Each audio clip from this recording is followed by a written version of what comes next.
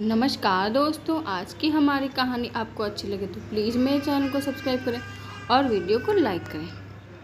माना समधी जी कि मेरी बेटी में 10 कमियां हैं, उसे हमने कुछ नहीं सिखाया, लेकिन आपके बेटे का उस पर हाथ उठाना कहाँ तक उचित है। मनोज जी ने अपनी समधन ललिता जी से कहा, समधी जी, इसमें मेरे बेटे की क्या गलती है? आपकी बेटी ही उसे उकसाती है हाथ उठाने के लिए। अगर आपकी बेटी ही अपनी ज़बान को कंट्रोल में कर ले तो ये सब कभी हो ही ना। ललिता जी ने अपने बेटे के पक्ष में बोला, और नहीं तो क्या, भाभी को इतना तो ध्यान रखना चाहिए ना कि भाई इस घर के लिए कितनी मेहनत करता है, तो उसके लिए सामने क्या बोलना है और क्या नहीं।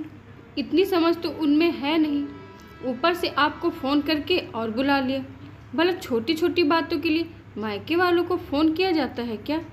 ननद नंदिनी ने कहा, बेटा तुम भी किसी घर की बहू हो, क्या तुम्हें ये छोटी बात लगती है कि पति अपनी पत्नी पर हाथ उठा रहा है? एक उम्र के बाद तो माता पिता भी अपने बच्चों पर हाथ नहीं उठाते, फिर पति कैसे हाथ उठा सकता है? मनोज जी ने नंदिनी से कहा, देखिए अंकल जी, मैं कहना तो नहीं चाहती, लेकिन आपका यूँ अपनी बेटी का पक्ष लेने से उसका ही घर बिगड़ेगा। आपको चाहिए कि आप उन्हें समझाएं, और आप उल्टा भाभी का साथ दे रहे हैं। नंदिनी ने कहा, और समधी जी, आप हमें ही कह रहे हो? आपकी बेटी की हरकतों के कारण मेरा बेटा पता नहीं कहाँ चला गया, अभी तक घर नहीं लौटा है। चिंता तो हमें हो रही है, आपका क्या है? आपकी बेटी तो आपके सामने ही खड़ी है, ललिता जी ने जवाब दिया। मनोज जी ने अपनी बेटी राधा की तरफ देखा, जिसकी आंखों से आंसू बह रहे थे। आज सुबह ही उसके पति ने उस पर हाथ उठाया था। हाथ क्या उठाया था, बल्कि लात घूंसे चलाए थे। उसके शरीर पर लगी चोटें देखकर उसके पिता का कलेजा मुंह को आ गया, पर ये सास ननद इस बात को मानने को ही तैयार नहीं थे। दोनों की दोनों मिलकर अपने बेटे के इस करनी को सही साबित करने में लगी हुई थी, और बात कुछ भी नहीं थी, वही घर की छोटी मोटी बातें, पर बस बहू को बोलने का हक नहीं था।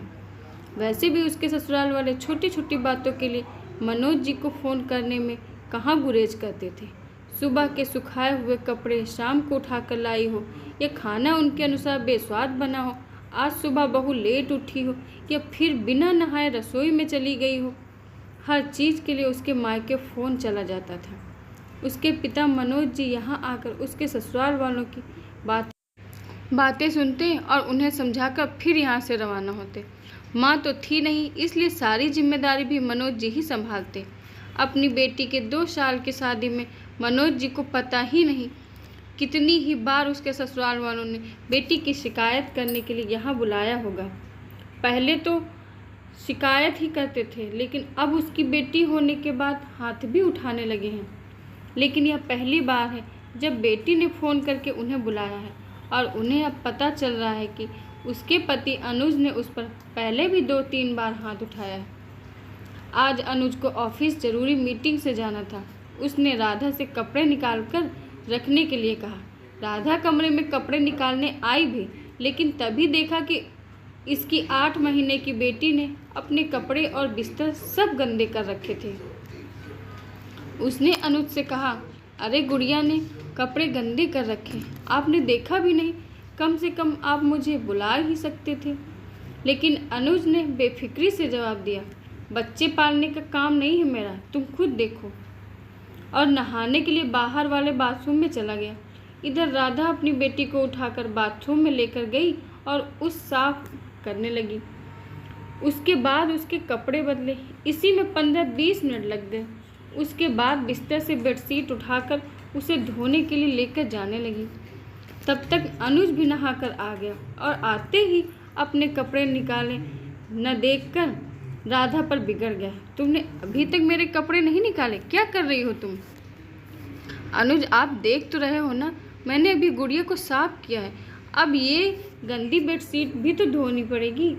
आज आप अपने कपड़े खुद निकाल लो, मैंने कपड़े कल ही तैयार कर दिए थे, अलमारी में सबसे ऊपर ही रखे हैं। तुम्हारी इतनी हिम्मत कि तुम मुझे काम करने के लिए कह रही हो? इसीलिए ब्याह कर लाया हूँ तुम्हें कि तुम मुझसे काम करवाओ।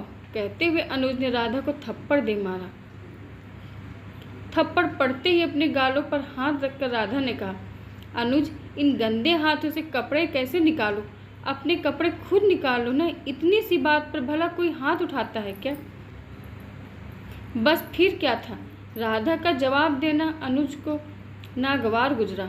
तुम्हें ऐसे समझ में नहीं आएगी, आज तुम्हें अच्छे से समझा ही देता हूँ। कहते हुए अनुज ने 2-3 घूंसे राधा के चेहरे पर दे मारे, साथ ही पेट पर जोरदार लात भी दे मारी।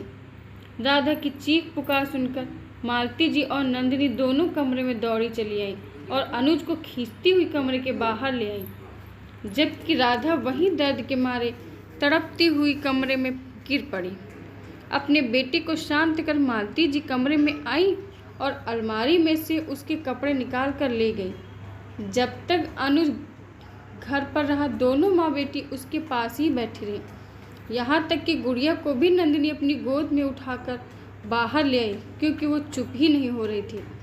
लेकिन जमीन पर पड़ी हुई राधा को उस समय किसी ने नहीं संभाला। जब अनुज घर से रवाना हो गया, तब दोनों माँ बेटी कमरे में आई और उससे बोली, अब कब तक जमीन पर पड़ी रहेगी? उठ और अपनी बेटी को संभाल, चुप ही नहीं हो रही है। ऐसे काम ही क्यों करती हो कि उसे गुस्सा आ जाए? चुपचाप कपड़े निकाल कर देती थी तो कुछ बिगड़ जाता। मैं तो ससुराल से यहाँ मिलने आती हूँ ये सोचकर कि मायका है, थोड़ी शांति मिलेगी, पर यहाँ आकर ऐसे तमाशा देखकर मेरा तो दिमाग ही खराब हो जाता है। उसे संभालने की जगह दोनों उसे ही सुना रही थी। आखिर जैसे तैसे राधा ने खुद को संभाला। जब थोड़ी बहुत खुद में हिम्मत आई तो 2 घंटे पहले ही उसने मनोज जी को फ़ोन कर यहाँ बुलाया था। खैर, तभी मनोज जी ने अपनी बेटी राधा से पूछा, बेटा क्या फ़ैसला है तुम्हारा? अचानक फैसले का सुनकर मालती जी घबराते हुए खड़ी हुई और बोली, मनोज जी से बोली, फैसला? कैसा फैसला? बच्चों में छोटी मोटी बातें होती रहती, इसमें फैसले की क्या बात है? पापा, कितनी बार तो इन लोगों को समझा लिया, कितनी बार बर्दाश्त कर लिया, पर अब नहीं। अभी तक तो थप्पड़ ही पड़ रहे थे, पर मैं अपनी बच्ची से उसका पिता नहीं छीनना चाहती थी, इसलिए चुप रही। पर अब तो लात घूंसे पड़ रहे हैं, शायद अगली बार मैं जिंदा ही न मिलूं। मुझे बेचारी नहीं बनना पापा, मुझे इस रिश्ते से छुटकारा चाहिए। कहते हुए राधा रो पड़ी। जा बेटा, अपना सामान ले आ, तेरे पिता का घर तेरे लिए आज भी खुला है। आखिर मालती जी और नंदिनी ने खूब रोकने की कोशिश की, लेकिन राधा इस बार नहीं रुकी।